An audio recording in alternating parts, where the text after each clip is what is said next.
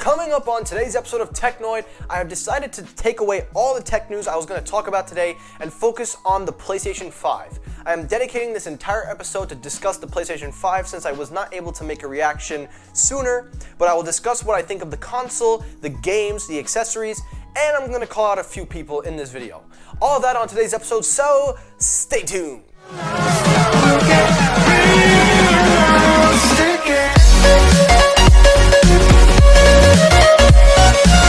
What's happening, everybody? Michael here. Welcome back to another episode of Technoid.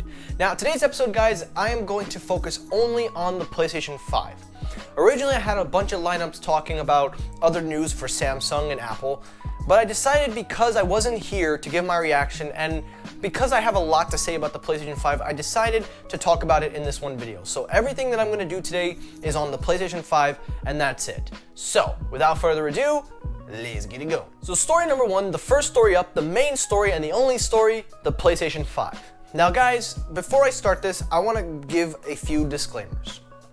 Disclaimer number one, today's episode, I will not be talking as a tech show host. I will not be talking as a tech YouTuber. I'm going to be talking to you guys as myself, a gamer, a kid that likes to play video games, and mostly a kid. I'm only 20, a young man if you want to call me, but I'm going to be talking to you in a way where I'm not going to care about the specs or anything. I'm going to talk to you about the console, what it can do, the games, and what to look forward to. Truth is, I'm a big Sony fan. I love the PlayStation. It has been the core of my childhood. From the PlayStation 3 to the PlayStation 4, the PlayStation 2, and the first PlayStation. Yeah, I had a GameCube there, but mainly it was PlayStation. So I want to really dig into this episode, and I really want to give you my honest opinion as a fan, as a gamer, a young person, but most of all, just as myself. I'm not going to focus on specs, I'm not going to talk about the hardware, because at the end of the day, I don't care, and I don't think most of you do, because the only thing you're buying is a gaming console. So that's disclaimer number one. Number two, I am going to say it, because I'm a huge Sony fan, I'm going to have a ton of bias. So, yeah. Sorry, Microsoft. But, without further adu, let's get it going. So, the PlayStation 5 was announced a few days ago.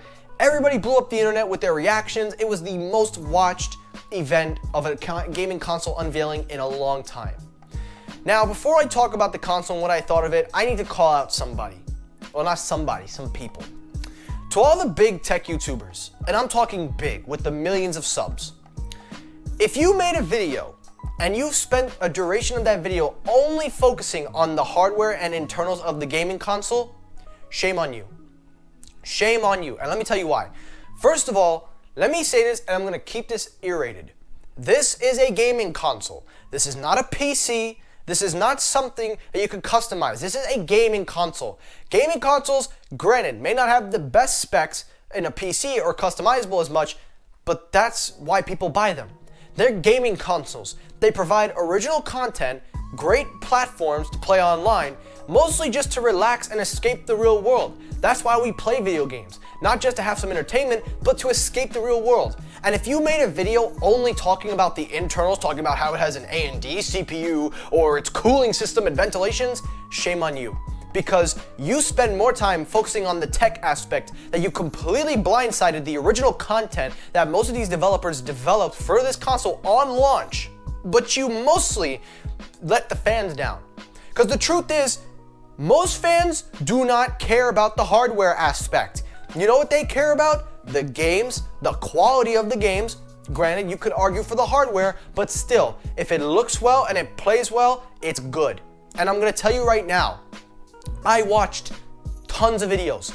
I saw so many of them where they talked about the PlayStation 5, but they decided to skip the games and talk all about the CPU, talk about the graphics cards, talk about the cooling, and completely missed the point of this console. There was a reason Sony didn't unveil any hardware, because the truth is, nobody cares. A majority of people that buy these consoles do not care about what's inside of them. Granted, some do, but you know what they care about? Can it play well? Does it have good games? What can it offer me? Because if that's what your goal was, to care about it like it was an Apple product or a Samsung product, then shame on you. Shame on you. So I'm just gonna let that be known. I'm not focusing on the tech. So, with that out of the way, let me discuss the PlayStation 5. So when I saw the console unveiled, that design was awesome. I don't think I've ever seen a console look that great. Everybody is making memes and everybody's laughing, so yeah. But honestly, if we look at it closer, this thing looks like something that we could have came up with 10 years ago. Matter of fact, I think I've seen designs like that 10 years ago. This is about as futuristic as a console you're going to see. It not only looks next gen, but it feels next gen from what it looks like in close-ups, and it really has the essence of a PlayStation. This is something that stands out. If you look at it, you will say that's PlayStation. Granted, the Xbox One or Xbox Series X, whatever they're calling this thing, I don't really focus on Microsoft, but sometimes I do. Granted, it's not bad, but I could confuse it for a PC. I'm just saying. I'm being a fan here. I'm being a little biased. But this console looks excellent. It has two editions. The digital edition, which is the one I will be getting, and then you have the standard PS5, where you can stick with your hard drives and discs and all that stuff. The controllers are brand new. It is the DualSense motor, some kind of weird contraption they called it. Basically, it's an updated version of the DualShock 4, but giving you a much better presentation. And of course, all the big YouTubers, oh, it has USB-C. Oh my God, it's futuristic proof. This is a gaming console. Who cares? But it's nice to know they have USB-C, I'm just saying. Next thing, the accessories that come with this console are pretty cool. You have the camera add-on with the microphone included. You have some headphones that will go with the PS5. You've also got your DualSense controller, also the DualSense, I believe, charging dock. So there will be a lot of accessories and a lot of pieces that will be available at launch. Now, considering there are going to be limited amounts of these resources, I will have to say, if you are planning on getting this console, you're gonna have to pre-order it as soon as the pre-order hits available. So I'm just letting it be known. But that's not the main point of the console. The console is mainly those graphics, because I think at this point we do care if it's at 4K, and yes, it will play at 4K depending on what your TV or your monitor, whatever you're gonna hook this thing up to, it'll play hopefully in that frame rate. I think people want 120 hertz, 60 frames. So for me, I don't care. If it looks good, I'll take it. But if we take a look extra at the games announced, this is where the PlayStation 5 really shines. For starters, that Spider-Man Miles Morales game was excellent. That was a great title to start up with, and I am super hyped. I cannot believe we're getting this game at launch. Then you have Gran Turismo 7. One of those cooler racing games that I've played, but I wasn't a big fan, but it's nice to know they have racing in there. You've got Godfall, which is another one of those kind of Destiny-style game. You've got Horizon Forbidden West, Oddworld Soulstorm, Resident Evil 8, that I'm looking forward to, the remake of Demon's Souls, and of course, GTA 5 Enhanced. Now this one was kind of disappointing. I feel bad that Rocksteady isn't making GTA 6, because if you look at Rocksteady from 2003 to 2013 or 2007, whenever GTA 5 came out, there were so many GTA games that came out. Now if you look at the timeline, GTA 5 has been the only game that we've gotten for most of the platforms. Think about it. When the iPhone 5S came out, GTA 5 came out, and now we're still playing it. However, there will be some enhancements to it, better graphics to help support the next gen, and it will have a better online mode. And I think that's where Rocksteady's gonna focus, is the online aspect. I think they wanna perfect that. So hopefully it'll carry over, and of course it'll be cross-gen compatible with the PS4 and the PS5. There were a couple of other games like Solar Ash, Project Adna. Then there was Ratchet & Clank's Rift Apart, which I gotta say, Insomniac is winning this developer thing. The fact that you got Spider-Man and Ratchet & Clank, that is actually pretty cool. Then you got Sackboy: The Big Adventure, NBA 2K21, where the only thing they probably added in to make it different is sweat. I swear, 2K, you never surprise me.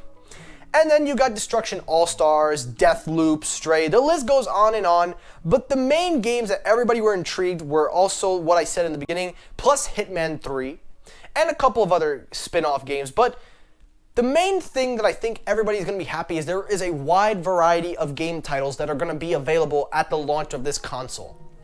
And I think it's important that you hit every genre, from your franchise, your EPs, to original content, to, marketable franchise games like Resident Evil, and Spider-Man, but the fact that you will have these available at launch gives your library a big step up, and I give Sony so much credit for really doing this. I got to say, those were some incredible game titles, and I am super hyped. I'm probably gonna buy like 4 or 5 of them. That's probably all I can afford.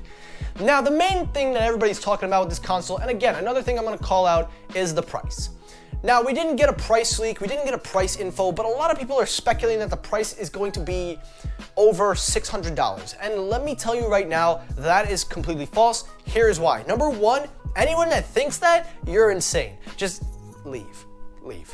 Number two, the price was leaked on Amazon. Now, this is a foreign exchange price in euros. Here's the image on your screen, but if you look at the price and do the conversion, the price still matches out to $4.99 and $3.99 into American dollars. So why would Sony want to make a console that's $600? And let me just say, if you think spending $500, $400, or maybe $550, who knows, $599, who knows? If you think that's too much for spending on a console, you're a hypocrite. Because first of all, this is a game console again. You don't upgrade these things every year. You buy one, it'll probably last you maybe 10 years, maybe 7, who knows, till the next gen. This is not a smartphone where every year it's $1,000. You buy it once, it will last you a long time. You pay for your membership, you pay for your games. So why are y'all making a big fuss about, oh, maybe it's a little expensive? You weren't saying that crap when Apple and other companies were doing it, so why are you saying it for Sony? And I'm not even being biased, I'm just being honest. Like, even if Microsoft prices the Xbox at maybe $500, $600, they'll say the same crap, but you don't see them complaining about when Apple does it. So it's hypocritical that you would think spending that much money on console is too much. Even if it was $600, I would still buy it because it's gonna last me a long time. I'm just saying it. So I hate the way that people do this stuff. I really hate the tech community sometimes. So, but I'm just speaking as a fan. I'm just speaking as a gamer, as somebody who plays these stuff. Because at the end of the day, most people don't care about what graphics or anything it runs. At the end of the day, people are buying this for you can use in your house. Most people are gonna plug this thing into their TV. They're gonna hook it up with the HDMI cable, sit down on their couch, press that PlayStation button, and enjoy a nice time. That's really what it comes down to. So all I'm gonna say, I'm gonna wrap up this video. I am super soaked for the PlayStation 5.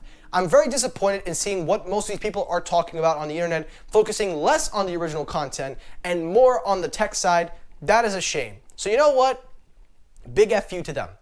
But to everybody else, I hope you find some enjoyment in the PlayStation 5. If you definitely are going to pick it up, please let me know your thoughts down below. That is my reaction to the PlayStation 5. Thank you guys so much for watching. Take care, everyone. Like, comment, subscribe. If you like the video, hit the like button. If you dislike the video, hit the dislike button. That helps circulate my videos as well.